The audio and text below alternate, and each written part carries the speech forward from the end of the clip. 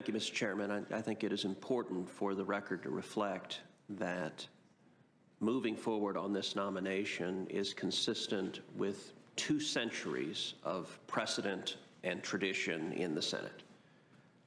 Numerous Democratic members of this committee have given speeches. I see they have charts prepared to give more speeches, all attacking the legitimacy of these proceedings. And as John Adams observed, facts are stubborn things. The scenario of a Supreme Court vacancy occurring during a presidential election year is not a new thing.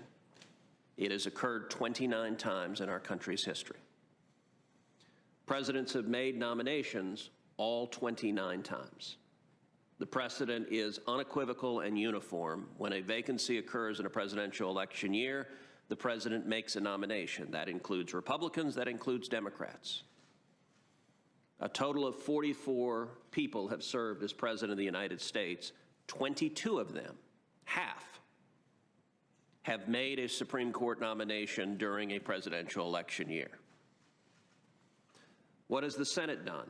Again, the precedent is clear. Of those 29, 19 of those occurred when the President and the Senate were of the same party.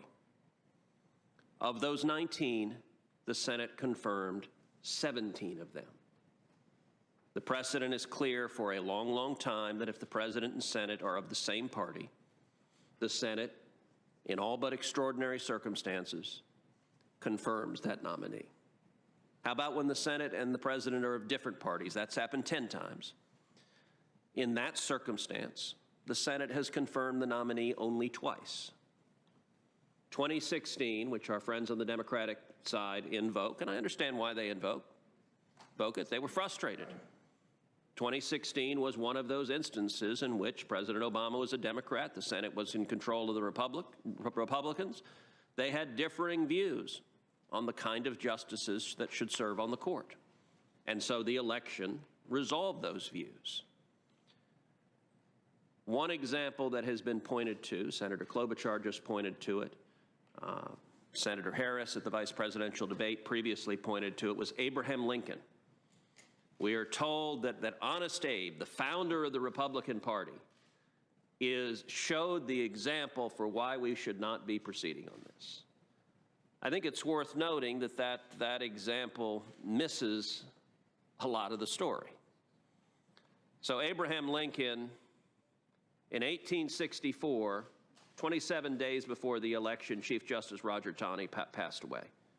Roger Taney, by the way, had been the author of the infamous Dred Scott decision, an abominable decision of the Supreme Court. So suddenly there was a vacancy 27 days before the election. Senator Klobuchar and Senator Harris before her both pointed out the fact that Abraham Lincoln did not make a nomination in those 27 days. What both of them omitted was that the Senate wasn't here. The Senate had left. They had gone home. This was not the age of jet travel. This was not the age of commuting every weekend, jumping on a United flight. They were gone, and the Senate would not return until December. So there was no Senate physically present to confirm that nominee. When the Senate did return in December, Abraham Lincoln nominated in December a justice to fill that seat, Salmon Chase, which the Senate confirmed the next day. 24 hours later, they confirmed him.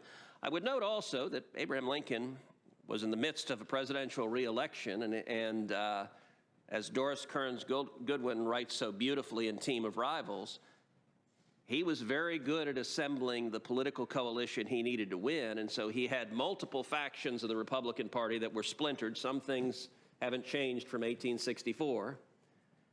And Lincoln had multiple players that wanted that Chief Justice seat, all working really hard to re-elect him and dangling the nomination out in front of each of them. So Salmon Chase had been his Treasury Secretary. Salmon Chase had been a pain in the rear to Lincoln. And as a result of this vacancy, Salmon Chase went out and campaigned like crazy for Lincoln to get him reelected because he wanted the nomination. None of that should be shocking as a matter of history. and there are many members of this committee that enjoy being students of history. But to suggest that that is somehow a precedent and that requires us not to fill this vacancy now is, well, I actually can't put it better than the Washington Post, who fact-checked Senator Harris on this claim.